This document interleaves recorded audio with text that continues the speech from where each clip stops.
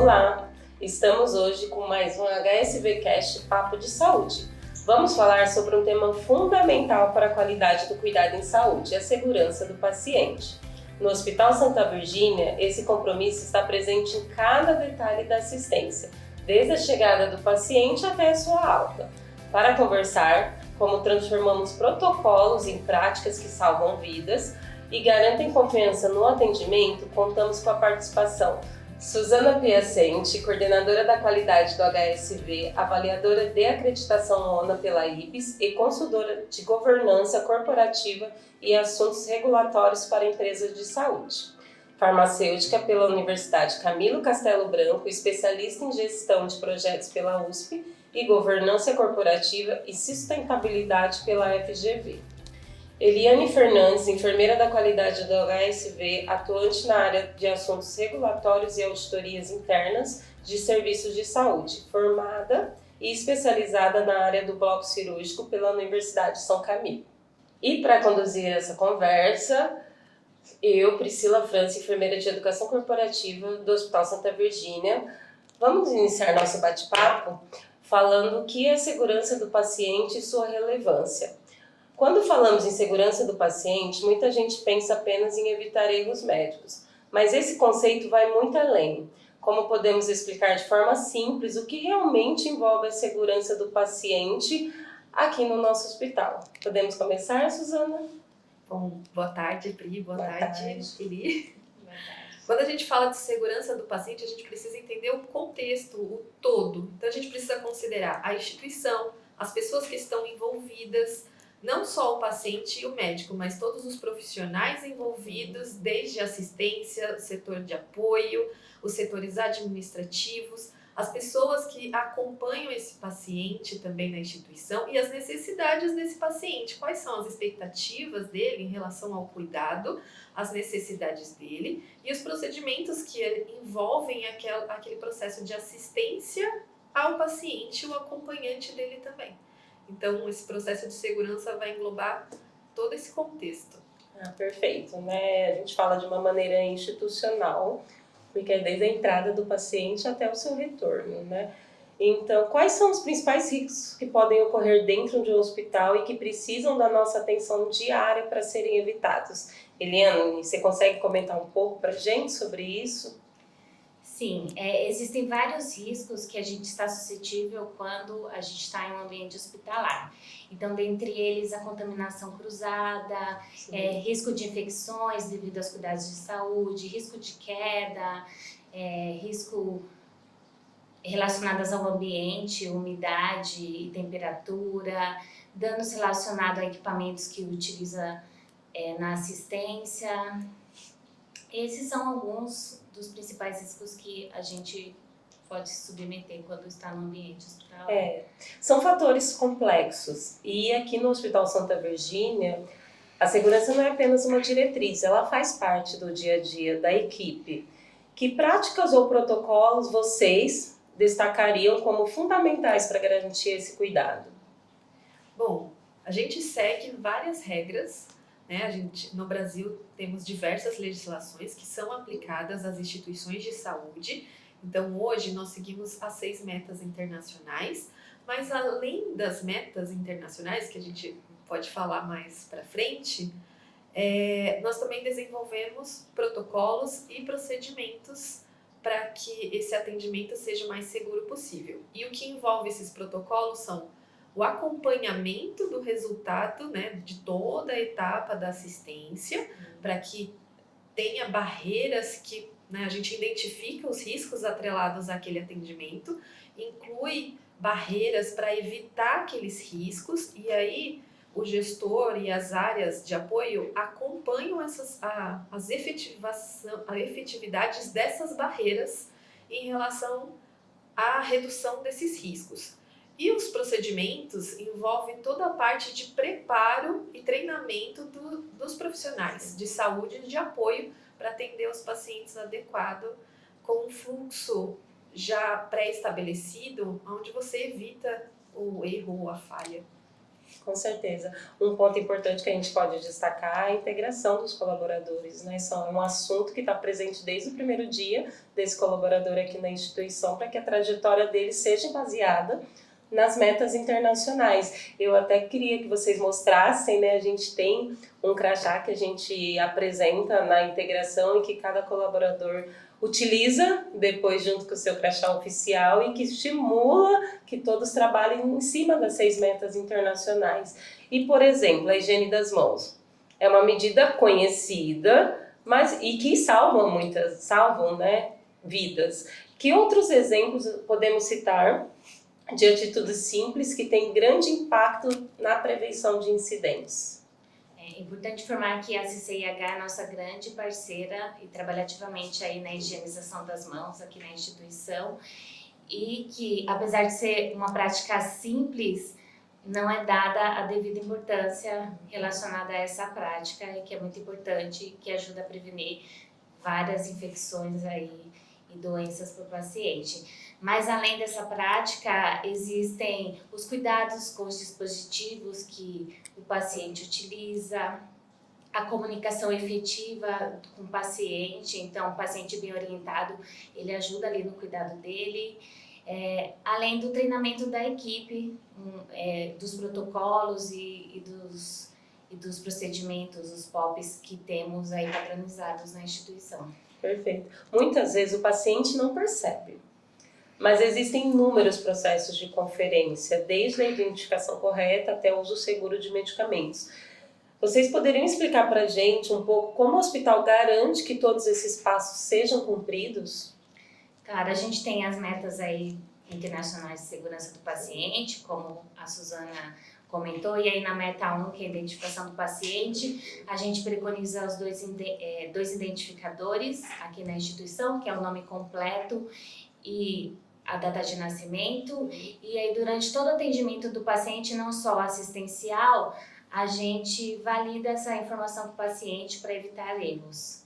Perfeito. E aí na meta 2, a comunicação efetiva, além de prontuário, de formulários que a gente preenche ali, tem a comunicação entre as equipes, a passagem de plantão, tem os safety huddles, que ali no início de cada plantão é uma pequena reunião que a equipe discute, ela discute os pontos principais ali do cuidado dos pacientes naquele momento.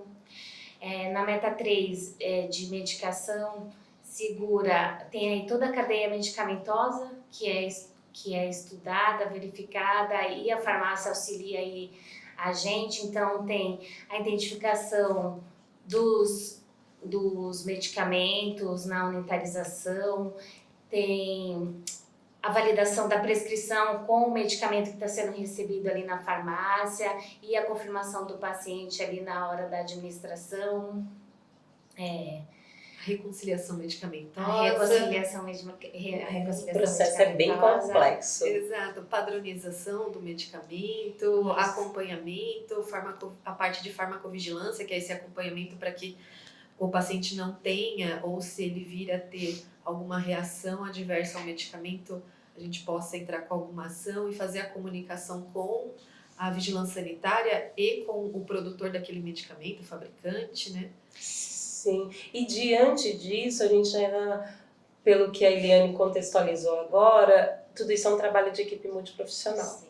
Então, para a gente entrar nesse assunto que principalmente envolve a meta 2, que é a comunicação efetiva, entende-se que é um dos pontos mais críticos em saúde, a questão da comunicação. Como que a gente garante que médicos, enfermeiros, técnicos, a equipe de apoio falem a mesma língua quando o assunto é segurança de quem está sendo cuidado? Quando a gente fala de comunicação, esse é o principal desafio de todas as instituições, independente do Brasil ou qualquer outro país, né? Primeiro ponto, acho que os profissionais precisam entender que seus trabalhos são vinculados um ao outro. Então, a gente não entrega nada sozinho. Então, somos dependentes um dos outros. Isso considerando, e aí você vai perceber, Vi, que nas nossas falas a gente fala muito do setor de apoio, do setor administrativo. E quando a gente fala de segurança, é comum a gente pensar no assistencial, mas a gente precisa pensar no apoio, no administrativo também. Então, como eu passo esse cuidado do paciente, todas as necessidades dele, para a equipe assistencial. Então, hoje a gente tem as visitas multidisciplinares beira-leito, por exemplo, para a gente discutir os casos, né? Pacientes na UTI recebem essa visita diariamente. Nas outras áreas são com intervalo maior, né? Sim. Devido às suas complicações, né? O seu quadro clínico que não demanda tanto risco. Mas também a gente tem protocolos de transição de cuidado para que o paciente, né? Para que as informações do paciente sejam passadas, né, com o roteiro, então que a gente não esqueça de nenhuma informação. E aí também eu preciso comunicar as áreas de apoio. Então, por exemplo, a nutrição precisa saber quais são as alergias daquele paciente, se ele tem alergia à lactose, então, para ela poder trazer a melhor refeição possível para aquele paciente, né? A equipe de limpeza precisa também saber se esse paciente está em isolamento, porque se ele tiver em isolamento, eu não posso adentrar o quarto dele de uma maneira comum. Então, tem todo o procedimento anterior a esse. Então, para que a gente garanta esse processo de comunicação entre todos, primeiro ponto, as pessoas precisam entender, né, os profissionais, que um agrega o outro. O segundo ponto, a gente precisa seguir os roteiros estabelecidos na instituição, sem pular nenhuma etapa. E o terceiro ponto, quando é uma informação geral, que é para todo mundo, a gente precisa usar os principais canais de comunicação interna da instituição. E aí a gente envolve bastante o marketing interno. Então, para trazer essa visão mesmo, né? Todas as pessoas participam desse contexto de cuidado do paciente. E aí o marketing entra junto com a qualidade para a gente disseminar a cultura. Então, quais são os nossos protocolos mais importantes? Então, quando a gente fala de Meta 1, por exemplo, identificação do paciente. Eu, profissional de saúde, é fácil. Sim. Eu tenho que todo o processo, às vezes o paciente até pode falar, nossa, que chato, toda vez eu confirmo meu nome e minha data de nascimento. E aí, para um profissional de saúde, é fácil essa etapa, né? Porque é o seu dia a dia. Mas quando eu sou um profissional que não tem tanto contato com o paciente, em que momento eu faço essa identificação do paciente? Então, quando eu estou fazendo uma auditoria da conta, eu preciso entender se todos os documentos daquele paciente, né, a revisão do prontuário, se todas as documentações estão com esse identificador. E aí, essas etapas, a gente consegue garantir uma comunicação mais segura.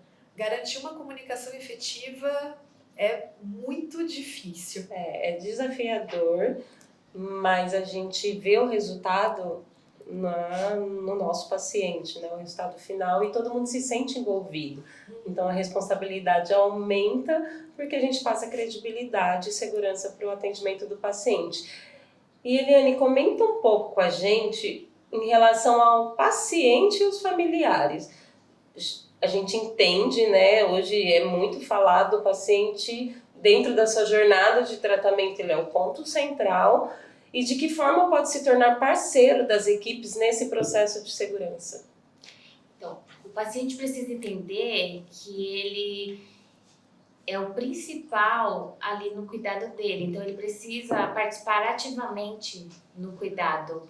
Então, participar de todas as decisões não quer dizer que porque está sendo demandado um tratamento para ele que ele precisa aceitar. Então, ele precisa entender que existem opções de tratamento e que ele tem o direito ou não de seguir com o tratamento, que é uma escolha dele.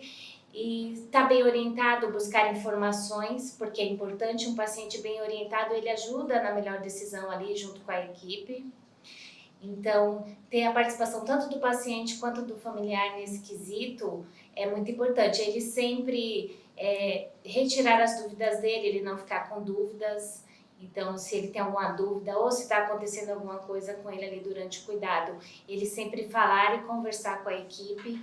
Isso ajuda a própria equipe a direcionar no melhor cuidado para ele. Acho que tem um ponto importante aqui, que o paciente, o familiar, trazer as informações do histórico do paciente. Então, quanto mais você trouxer como é a sua saúde e o seu histórico de tratamentos, então quais procedimentos cirúrgicos você já passou, se você tem algum diagnóstico, se você já fez algum tratamento, se você segue algum tratamento medicamentoso, além do tratamento medicamentoso, se você faz algum outro tipo de terapia. Essas informações são fundamentais para que o seu tratamento seja mais rápido e efetivo, né? Então, quando a gente fala do paciente, é dele ser protagonista mesmo do tratamento dele. Ele tomar as decisões junto com a equipe assistencial. Desculpa, e não esconder informações, né? Porque em alguns momentos não é nem que ele esquece do tipo de tratamento ou do que ele está fazendo, é que ele esconde informações por medo de julgamento, de que vai levar uma bronca, e na verdade a gente precisa saber das informações para uma melhor conduta ali relacionado ao caso dele. E aí, com isso, a gente garante, principalmente, dentro de todas as metas, a meta 2, que é a comunicação efetiva. E hoje, a gente tem a tecnologia aliada à saúde, né? Independente de região, de localização e de perfil do paciente, a gente tem esse aliado presente e principalmente aqui no HSV. Eu gostaria de verificar com vocês, se vocês comentassem um pouco quais as ferramentas têm ajudado a reduzir os erros e aumentar a segurança do paciente aqui na nossa instituição. Bom, quando a gente fala de tecnologia, é fácil a gente parar e pensar sistemas, mas vai muito além. Na área da saúde, tecnologia pode ser uma maca melhor. Então, pensando em atualizações, a gente tem trocado as nossas macas para evitar quedas. Os nossos pacientes são idosos, precisam de alguns apoios extras, e aí a gente tem olhado para essa etapa também. Outro ponto que a gente pode trazer é o próprio prontuário eletrônico, né? O registro das informações e da assistência ao paciente fica todo vinculado em um único local. Então fica também mais fácil da gente entender todo o histórico desse paciente, né? As vezes que ele passou na instituição, quais os exames que ele realizou, quais foram as orientações que ele recebeu, né? E quais são os diagnósticos, né, que esse paciente tem. A gente não pode ter medo da tecnologia. A tecnologia vem para somar, e não para diminuir o serviço assistencial, né, e muito menos para levar a riscos, né, e sim para diminuir os riscos assistenciais. Perfeito. Você foi tão assertiva que já até antecipou a outra pergunta. Aí eu só vou fazer um complemento, que o cuidado humano continua sendo indispensável, né? A tecnologia está aí para ajudar cada vez mais, acelerar muitas vezes o processo de cura desse paciente, mas o cuidado humano, essa atenção e essa segurança é indispensável e a gente tenta passar isso para todas das nossas equipes aqui dentro do hospital. E muitas vezes o paciente ou familiar não sabe como participar ativamente quando o assunto é segurança do paciente. E aí, no ponto de vista de vocês, quais orientações são mais importantes que vocês deixariam para aqueles que estão nos ouvindo e nos assistindo neste momento? Ser participativo no quesito de sempre questionar se ele tiver dúvida ali durante o atendimento. Na nossa prática aí cotidiana tem a identificação para tudo que é feito ali à beira-leito, e às vezes o paciente fica até incomodado dessa validação que a gente faz a todo momento. Mas caso ela não seja feita, ele ser o primeiro a perguntar, sempre faz, por que dessa vez não faz? Porque ele mesmo já está sendo uma barreira para que não ocorra nenhum incidente relacionado à assistência que ele vai receber. Então, tirar as dúvidas, não ficar com nenhuma dúvida. Se começar a passar mal depois de algum procedimento, sempre falar, ou que não esteja relacionado ao procedimento dele, mas sempre falar com a assistência. Pode se negar o tratamento se ele não quiser. A gente vai falar ali as indicações para aquele tratamento, os pós e contras, mas ele tem o direito e ele precisa saber ali do direito. Então, ele buscar a informação também é importante, porque um paciente bem orientado é melhor ali para a gente prestar o cuidado para ele e para a própria segurança, né?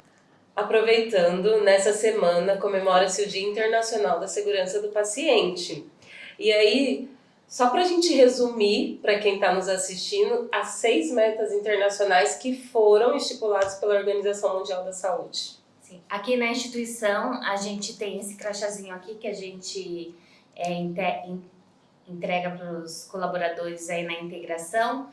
E é interessante porque quem está ali na assistência já está acostumado ali com as 6 metas, mas quem é mais da parte administrativa, algumas áreas de apoio, não tem tanto aí essa sensibilização das metas. Então aqui a gente tem ali a indicação, a meta 1 são as 6 metas. A meta 1, identificação do paciente, a meta 2, que é a comunicação efetiva da equipe, a meta 3, uso seguro de medicamentos, a meta 4, que é cirurgia segura, a meta 5, que é a higiene das mãos, e aí está relacionada à infecção, sim, e a meta 6, que é reduzir queda e lesão por pressão. E tem também aqui a figurinha que ajuda ali a sensibilizar e a decorar melhor aí as 6 metas de segurança.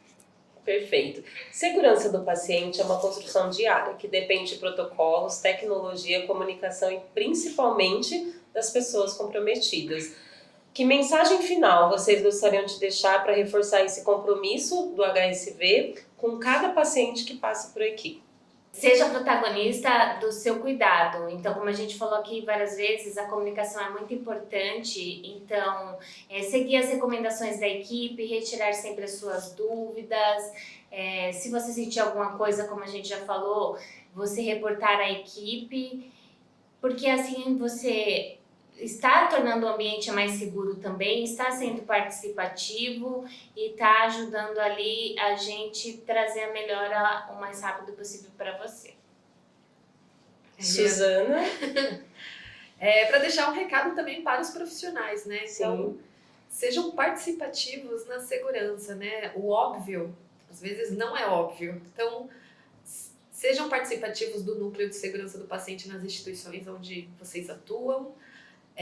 Entendam um pouquinho do processo. É importante aqui no HSV, na semana da segurança do paciente, nós vamos fazer diversas dinâmicas e aí contamos com colaboradores, né, com pessoas que queiram participar para a disseminação da cultura de segurança. Então, seja um disseminador da cultura de segurança do paciente. Os processos ficam mais fáceis, a assistência fica segura. E depois, quando a gente termina o plantão, a gente consegue ir para casa e colocar a cabeça no travesseiro tranquilo, porque sabe que fez o melhor possível para o paciente que estava ali naquela hora.